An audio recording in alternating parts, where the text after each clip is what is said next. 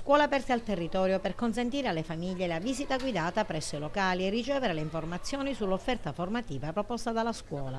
È l'Open Day che da stamane l'Istituto Tecnico Economico Fodera di Agrigento ed il Tecnico Tecnologico Brunelleschi hanno promosso, offrendo alle famiglie e agli studenti ospitalità e visite guidate nella giornata di oggi e di domani, durante la mattinata e durante il pomeriggio, presso le aule e i laboratori.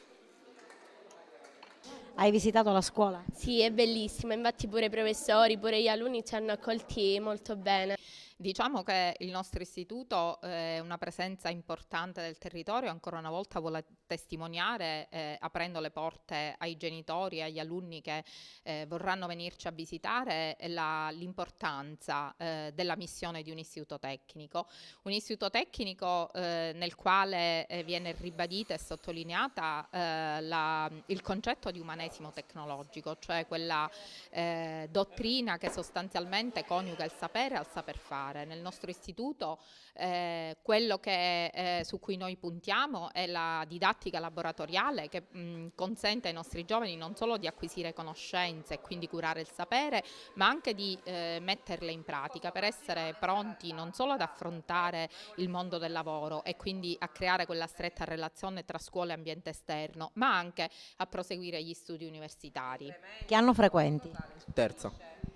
Ti ha convinto questa scuola in questo percorso triennale? Certo, mi ha convinto anche perché credo di avere una buona preparazione uscendo da questa scuola per il mio futuro. Ti ha soddisfatto questo tipo di studio? Sì, molto. Abbiamo puntato, ovviamente, continuiamo a puntare su quello che è il cuore dell'offerta formativa, nel caso dell'Istituto Tecnico Economico, che è l'indirizzo amministrazione, rinnovato peraltro, amministrazione, finanza e marketing, puntando in particolare all'implementazione delle competenze linguistiche, ma in particolare seguiamo un percorso che è unico, diciamo, nel nostro territorio, che è quello dell'ESABAC, che consente con l'approfondimento della lingua francese di conseguire al termine del triennio un doppio diploma in amministrazione, finanza e marketing e il diploma francese. Ricco anche il panorama delle offerte proposte dall'Istituto Brunelleschi. I nostri ragazzi, dopo aver seguito un percorso di studi fondato sulla didattica laboratoriale che già nel corso dei 5 anni li mette